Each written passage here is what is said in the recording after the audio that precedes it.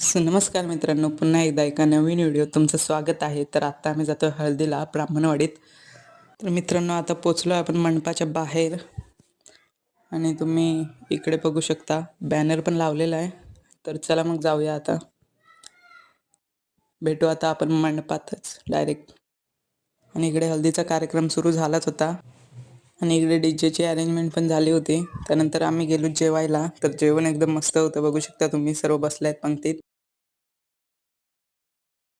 जेवण झाल्यानंतर आम्ही आलो इकडे नाचायला, बघू शकता.